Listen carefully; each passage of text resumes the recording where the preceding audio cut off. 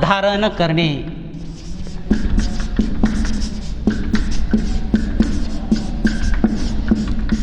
भाग धारण करणे. आपण सुरुवातीला सांगितलेले की प्रत्येक सहकारी संस्थेच्या सभासदाला सहकार कायद्यातील तरतुदीनुसार 1/5 भाग खरेदी करावेच लागतात, असं सहकार कायद्यातील तरतुदीनुसार सांगितलं जातं.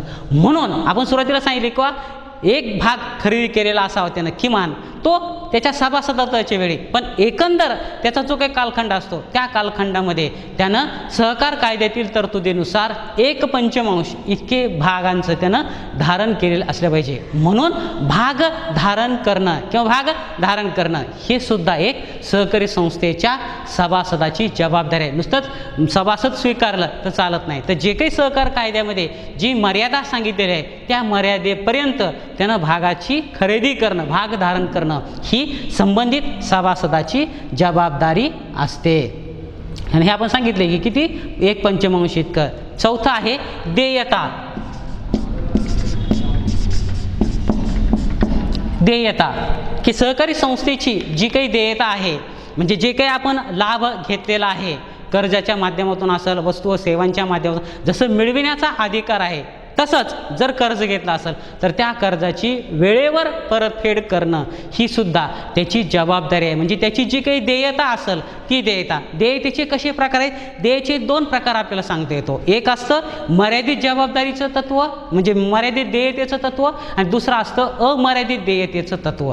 समजा एखाद्या सहकारी संस्थेनं मर्यादित देयतेच्या तत्वाचा स्वीकार केला असेल आणि काही कालखंडामुळं ती सहकारी संस्था बंद पडली असेल आणि त्या सहकारी संस्थेवर कर्ज असेल, तर त्या प्रत्येक सभासदाची जबाबदारी असते की त्यानं जेवढ्या रकमेचे भाग खरेदी केलेले आहेत, मर्यादित देयतेच्या संदर्भामध्ये सांगतो की जर सभासदानं जेवढ्या भागांची खरेदी केलेली आहे तेवढ्याच खरेदी केलेल्या भागांइतकीच त्याची जबाबदारी मर्यादित असते. म्हणून त्याला मर्यादित देयतेचं तत्व असं म्हटलं जातं.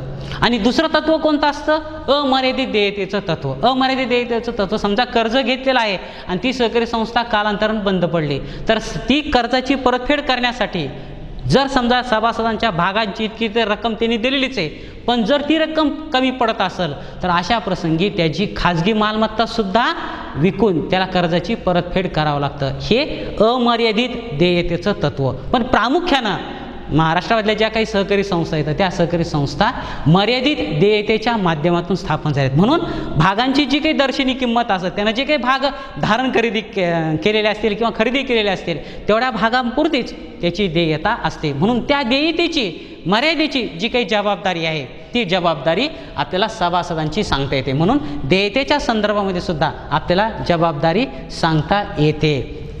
त्याच्यानंतरचं वारस नोंद. आपण सांगितलेलं होतं की वारसाची नोंद करणं हे बंधनकारक आहे. सहकारी संस्थेचं सभासदत्व स्वीकारत असताना त्या सहकारी संस्थेनं आपल्या सभासदानं वारसदाराची नोंद केलेली आहे का नाही याची तपासणी केली जाते. आणि जर केलेली नसेल तर त्याला वारसदाराची नोंद करावी लागते. आणि वारसदार कोण असेल तो ठरविण्याचा सर्व अधिकार त्या सहकारी संस्थेच्या सभासदाचा असतो. म्हणून जसा अधिकार आहे तसंच त्याची जबाबदारी सुद्धा आहे की आपल्याला वारसदार कोण नेमायचं. म्हणून वारसाची नोंद करणं हे सुद्धा एक सहकारी संस्थेच्या सभासदाची जबाबदारी असते. त्याच्यानंतरच आहे कर्ज वापर व कर्ज परतफेड. कर्ज वापर व कर्ज परतफेड. आता आपल्याला माहिती आहे की सहकारी संस्था, आपण सहकारी संस्थेकडून कर्ज घेतलेलं आहे, तर त्या कर्जाचा वापर म्हणजे सहकारामध्ये एक तत्व असं सांगतं की तुम्ही ज्या कारणासाठी कर्ज घेतलेलं आहे त्याच कारणासाठी त्या कर्जाचा विनियोग व्हावा की जेणेकरून त्या कर्जाची परतफेड त्या सभासदास करणं सुलभ जाईल. या अनुषंगानं सहकार संस्थेच्या सभासदाची जबाबदारी की आपण कर्ज कशासाठी घेतलेलं आहे त्याच कारणासाठी त्या कर्जाचा वापर करावा आणि जे काही कर्ज घेतलेलं आहे त्या कर्जाची नियमितपणे परतफेड करणं. नाहीतर 2-2, 4-4 हप्ते, वर्ष हप्ते जर थकीत राहू लागले तर कालांतरानं ती सहकारी संस्था आर्थिकदृष्ट्या डबघाईस येऊन सहकारी संस्था बंद पडू शकते. म्हणून ती सहकार कायद्याने जबाबदारी दिली की ही प्रत्येक सभासदाची जबाबदारी किंवा आपण कर्ज कशासाठी घेतले त्याच कारणासाठी वापर करावा आणि त्या कर्जाची नियमितपणे वेळेवर परतफेड करणं. म्हणून कर्ज वापर आणि कर्ज परतफेड करणं ही सुद्धा सहकारी संस्थेच्या सभासदाची जबाबदारी आहे असं आपल्याला मानता येतं. त्याच्यानंतर चौकशीच्या वेळी माहिती पुरविणे. 7वं,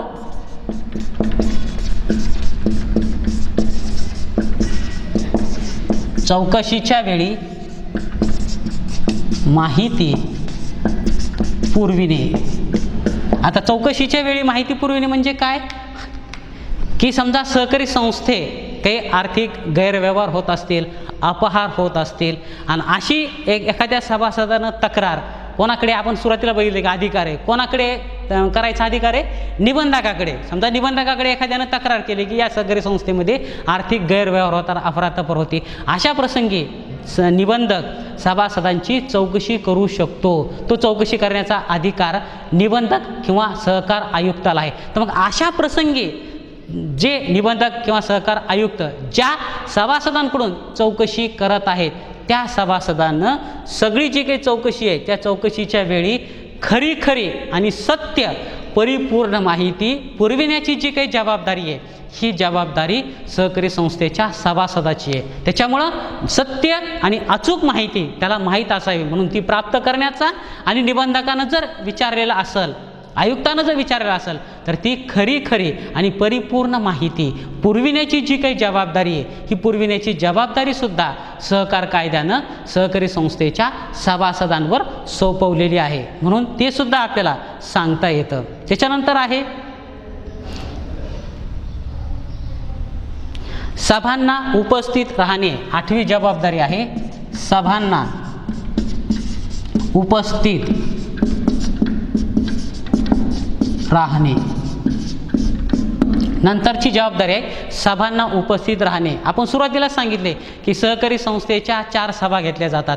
पहिली सर्वसाधारण सभा असेल, वार्षिक सर्वसाधारण सभा असेल, विशेष सर्वसाधारण सभा असेल आणि अंतिम सर्वसाधारण सभा.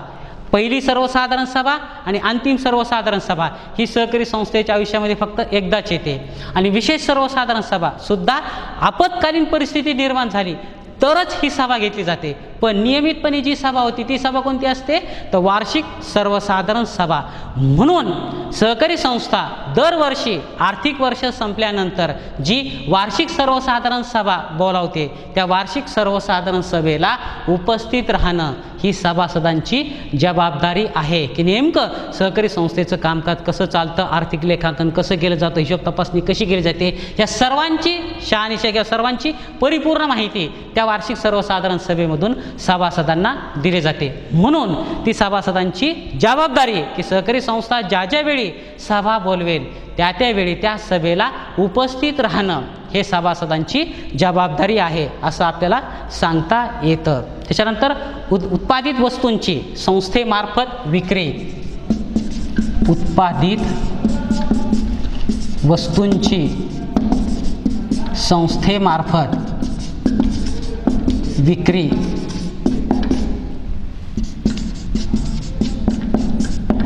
उत्पादित वस्तूंची संस्थेमार्फत. आता ती सहकारी संस्था जर एखाद्या वस्तूचं उत्पादन करायला म्हणजे उत्पादित सहकारी संस्था असेल तर अशा प्रसंगी त्या सहकारी संस्थेनं उत्पादित केलेल्या ज्या काही वस्तू येतात त्या वस्तूंची विक्री करण्याची जी काही जबाबदारी आहे ती जबाबदारीसुद्धा सहकारी संस्थेच्या सभासदाची असते. ज्या उत्पादन करणाऱ्या ज्या काही सहकारी संस्था असतात त्या सहकारी संस्था, आता समजा सहकारी साखर कारखाना असेल, सहकारी सूतगिरणी असेल, सहकारी दुग्ध संस्था असेल, हे सगळं संकलन करून त्याची विक्री करतात. तर तशी विक्री करण्याची जी काही जबाबदारी आहे ही जबाबदारीसुद्धा सहकार कायद्यानं प्रामुख्यानं सहकारी संस्थेच्या सभासदांना दिलेली आहे. म्हणून उत्पादित वस्तूंची संस्थेमार्फत वैयक्तिक नाही संस्थेमार्फत विक्री करण्याची जी काही जबाबदारी आहे ही जबाबदारी प्रामुख्यानं सहकारी संस्थेच्या सभासदांना दिलेली आहे. त्याच्यानंतरचं 10वं आहे नुकसान भरपाई.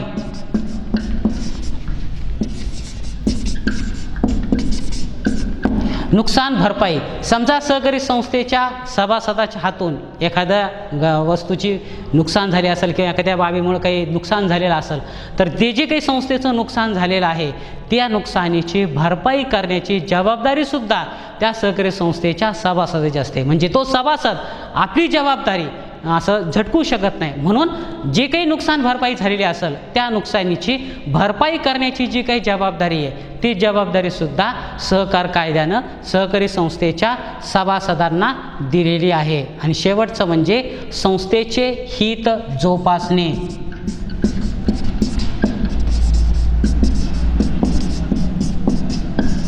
संस्थेचे हित जोपासणे.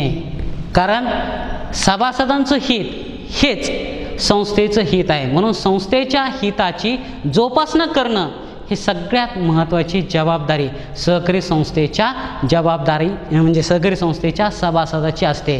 म्हणून ह्या वेगवेगळ्या जबाबदाऱ्या प्रामुख्यानं सहकार कायद्यानं सहकारी संस्थेच्या सभासदांना दिल्या आहेत. त्याच्यावर एक दृष्टिक्षेप आपण टाकू. सहकारी संस्थेच्या सभासदांच्या जबाबदाऱ्या: नियमांचे पालन करणे, संस्थेची देणी येणी जे काय असतील ते देणे, भाग धारण करणे, संस्थेची देयता, वारसदाराची नोंद करणे, कर्ज वापर व कर्ज परतफेड, चौकशीच्या वेळी अचूक योग्य ती माहिती पुरविणे, सहकारी संस्थेच्या ज्या सभा होतात त्या सभांना उपस्थित राहणे, सहकारी संस्थेनं जे काही उत्पादित केलेली वस्तू व सेवा असेल अशा उत्पादित वस्तू व सेवांची संस्थेमार्फत विक्री करणे, सहकारी संस्थेची सभासदांकडून काही जे नुकसान झालेले असेल तर त्या नुकसानीची भरपाई करणे आणि सगळ्यात महत्त्वाचं म्हणजे की सहकारी संस्थेच्या हिताची जोपासना करणे. अशा विविध प्रकारच्या सहकारी संस्थेच्या सभासदांच्या जबाबदाऱ्या सहकार कायद्यानं नमूद केलेल्या आहेत. आणि त्या प्रत्येक बाबीची जबाबदारी ही वैयक्तिकरित्या त्या सभासदाची असते. त्या ठिकाणी सहकारी संस्थेच्या सभासदांची जबाबदारी हा जो काही मुद्दा आहे तो मुद्दा आपण इथं संपवू. आता याच्यामध्ये सगळ्यात महत्त्वाचा एक मुद्दा राहिला आहे की तो मुद्दा आपण बघितल्यानंतर सहकारी संस्थेची संघटन रचना जी आहे त्या संघटन रचनेमधला सगळ्यात महत्त्वाचा घटक आहे सभासद.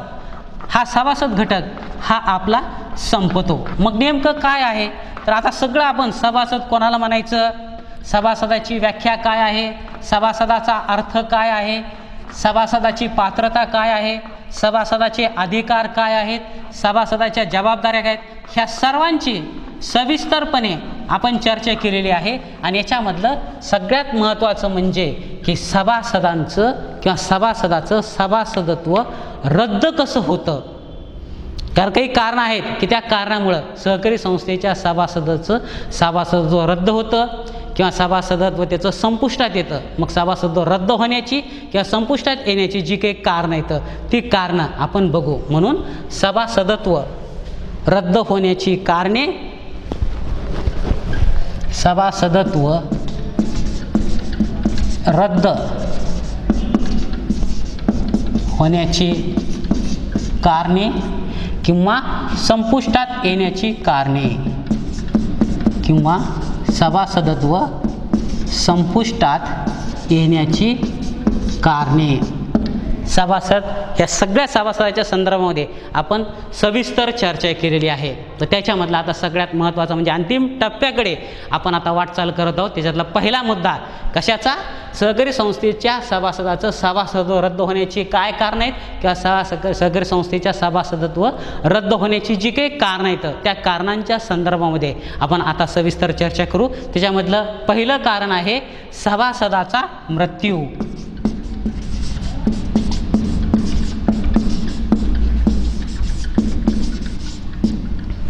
सहकारी संस्थेच्या सभासदाचा जर सहकारी संस्थेचं सभासद स्वीकारल्यानंतर कालांतरानं जर मृत्यू झाला तर मृत्यू झाल्यानंतर आपोआपच त्या सहकारी संस्थेच्या सभासदाचं सभासदत्व रद्द होत असतं. म्हणून सहकारी संस्थेच्या सभासदाचं सभासदत्व संपुष्टात येण्याचं किंवा सहकारी संस्थेच्या सभासदाचं सभासदत्व रद्द होण्याचं महत्त्वाचं कारण किंवा महत्त्वाचं घटक म्हणजे त्या सभासदाचा मृत्यू. म्हणून सभासदाचा मृत्यू या कारणामुळे सुद्धा सहकारी संस्थेच्या सभासदाचं सभासदत्व रद्द होतं किंवा सहकारी संस्थेच्या सभासदाचं सभासदत्व संपुष्टात येतं. हे पहिलं कारण आहे.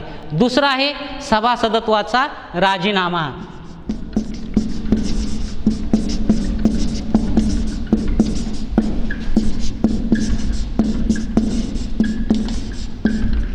जर त्या सभासदानं काही कारणास्तव आपल्या सभासदत्वाचा राजीनामा दिला असेल आणि तो राजीनामा आधी सभेनं मंजूर केला असेल तर अशा प्रसंगी त्या सभासदाचं सभासदत्व संपुष्टात येतं किंवा त्या सभासदाचं सभासदत्व रद्द होतं. म्हणून सभासदाचा राजीनामा या कारणामुळे सुद्धा सहकारी संस्थेच्या सभासदाचं सभासदत्व रद्द होतं किंवा संपुष्टात येतं.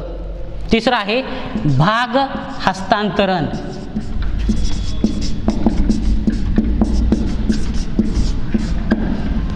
तिसरं कारण आहे भाग हस्तांतरण. काही कारणास्तव सहकारी संस्थेच्या सभासदानं त्यानं धारण केलेल्या सर्व भागांची विक्री केली असेल, त्या सर्व भागांचं हस्तांतरण केलं असेल तर अशा प्रसंगी सुद्धा त्या सहकारी संस्थेच्या सभासदाचं सभासदत्व हे संपुष्टात येतं किंवा त्याचं सभासदत्व हे रद्द केलं जातं. म्हणून भाग हस्तांतरण या कारणामुळे सुद्धा सहकारी संस्थेच्या सभासदाचं सभासदत्व किंवा सभासदत्व संपुष्टात येतं किंवा रद्द होतं. चौथा आहे कार्यक्षेत्राबाहेर वास्तव्य. कार्यक्षेत्राबाहेर वास्तव्य. आपण सभासदाची जी काही पात्रता आहे त्या पात्रतेच्या संदर्भामध्ये काय सांगितलं होतं की तोच व्यक्ती सहकारी संस्थेचं सभासदत्व स्वीकारू शकतो की जो त्या सहकारी संस्थेच्या कार्यक्षेत्रामधला रहिवासी असेल. काही कारणास्तव त्या सहकारी संस्थेच्या सभासदानं त्याचं वास्तव्य म्हणजे त्या कार्यक्षेत्रामधून सोडून दुसऱ्या कार्यक्षेत्रामध्ये जर वास्तव्यास गेला असेल तर अशा प्रसंगी सुद्धा त्या सहकारी संस्थेच्या सभासदाचं सभासदत्व संपुष्टात येतं. म्हणून कार्यक्षेत्राबाहेर वास्तव्य किंवा कार्यक्षेत्राबाहेर स्थलांतरण केल्यामुळे सुद्धा सहकारी संस्थेच्या सभासदाचं सभासदत्व संपुष्टात येतं.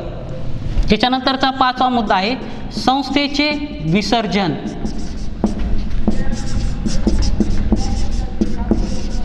पाचवा मुद्दा आहे संस्थेचे विसर्जन.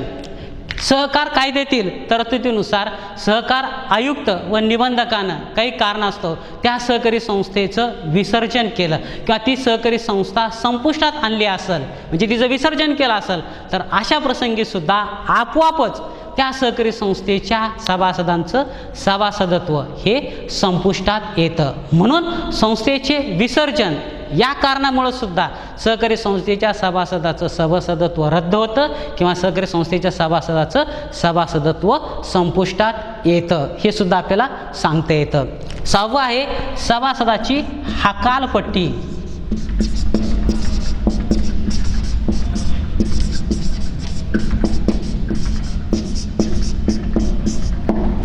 सभासदाची हकालपट्टी.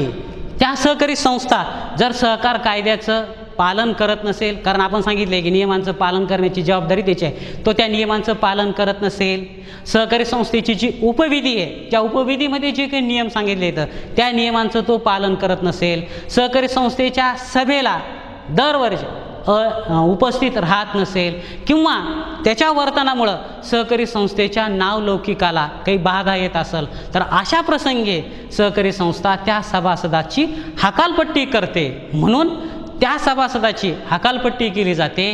त्या सभासदाचं सहकारी संस्थेचं सभासदत्व हे संपुष्टात येतं. म्हणून सहकारी संस्थेच्या सभासदाची हकालपट्टी या कारणामुळे सुद्धा सहकारी संस्थेच्या सभासदाचं सभासदत्व रद्द होतं किंवा संपुष्टात येण्याची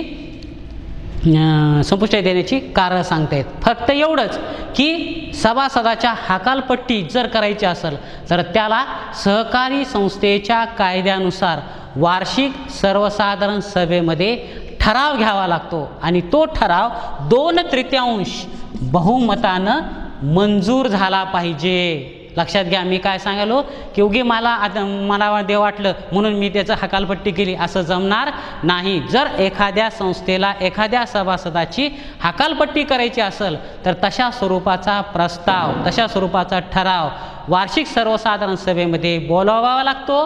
त्या वार्षिक सर्वसाधारण सभेमध्ये त्या सभेनं 2/3 लक्षात घ्या, प्रश्न विचारला जातो, 2/3 बहुमतानं तो त्या सभासदाच्या हकालपट्टीचा ठराव त्या सभेनं मंजूर केला पाहिजे आणि तो मंजूर केलेला ठराव निबंधकाकडे पाठवला जातो आणि निबंधकानं अंतिम मंजुरी, लक्षात घ्या, नुसता ठराव पास झाला आहे पण निबंधकानं मंजुरी दिली नसेल तर सभासद रद्द होत नाही.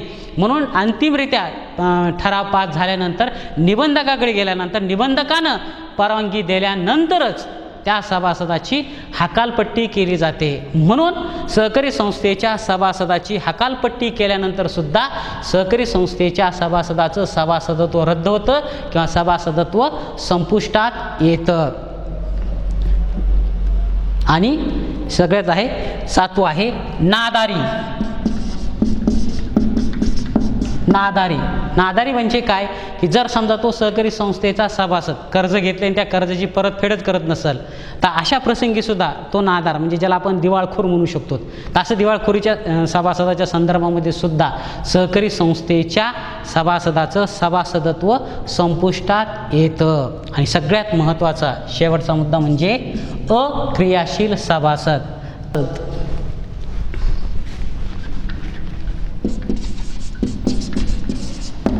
आणि आपण सुरुवातीला जे काही सभासदाचे प्रकार बघितले त्या सभासदामध्ये अक्रियाशील सभासद की जो वार्षिक कोणत्याही 5 वर्षाच्या कोणत्याही सर्वसाधारण सभेला उपस्थित राहिला नाही, त्याला सूचना देऊन सुद्धा तो जर उपस्थित राहत नसेल तर अशा प्रसंगी अक्रियाशील सभासदाचं सुद्धा सभासदत्व संपुष्टात येतं.